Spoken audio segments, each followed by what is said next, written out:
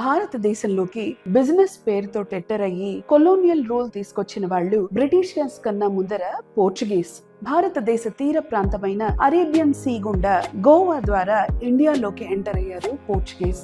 గోవాని capital గా చేసుకుని Portuguese colonial rule సాగించారు. అయితే భారతదేశానికి 1947లో స్వతంత్రం వచ్చిన గోవా మాత్రం పోర్చుగీస్ రూల్లోనే ఉండిపోయింది.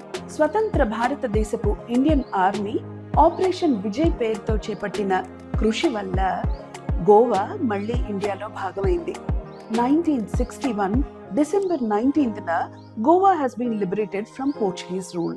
After that దమన్ అండ్ దియుతో కలిపి గోవా ఒక యూనియన్ టెరిటరీగా ఫామ్ అయింది. లేటర్ May 30th 1987లో ఇండియాలోని 25th స్టేట్ గా చిన్న స్టేట్ గా ఏర్పడింది Goa, with Panaji as its capital. Karnataka, Maharashtra తీర ప్రాంతంగా ఉన్న గోవా రాష్ట్రానికి నైబరింగ్ స్టేట్స్. భారతీయ జనతా పార్టీకి చెందిన ప్రమోద్ సావంత్ గారు గోవాకి ముఖ్యమంత్రి.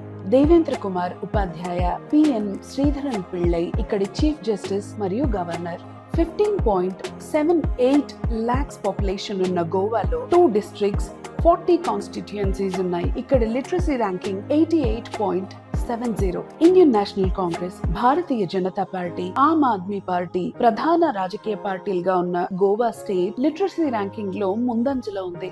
Goa is famous for its tourism అని ఇంతకు ముందు చెప్పుకున్నట్టు it is famous for its beaches. Agonda beach, Palolem beach, Panaji, Vagator, Calangute, Benaulim, Anjuna, పరంబోల్ లాంటి బీచెస్ కి టూరిస్ట్ చాలా అట్రాక్ట్ అవుతారు. ఇక్కడి famous Dudhsagar waterfalls train లో జర్నీ చేస్తూ చూస్తే మహా అద్భుతంగా ఉంటాయి. అఖండ భారతదేశంలో ప్రధానంగా హిందూయిజం, ఎస్పెషల్లీ బ్రాహ్మణ్స్ ఎక్కువగా ఉన్న రాష్ట్రం గోవా. అయితే పోర్చుగీస్ కొలోనియల్ రూల్ తర్వాత ఈ గుర్తింపుని గోవా కోల్పోయి ప్రస్తుతం 68% హిందువులు, 26% ముస్లింలు, మిగతా పర్సెంట్ వేరే ఇతర మతాల వాళ్ళు నివసిస్తున్నారు. గోవా రాష్ట్ర యానిమల్ గా గౌర్, రాష్ట్ర పక్షి బుల్బుల్, రాష్ట్ర చెట్టు ఇండియన్ లారెల్, రాష్ట్ర పువ్వు రెడ్ ఫ్రాంగిఫానీ. ఇక్కడ ప్రధానంగా జరుపుకునే పండుగలు Goa carnival, Shigmo, Saint Francis Xavier విందు,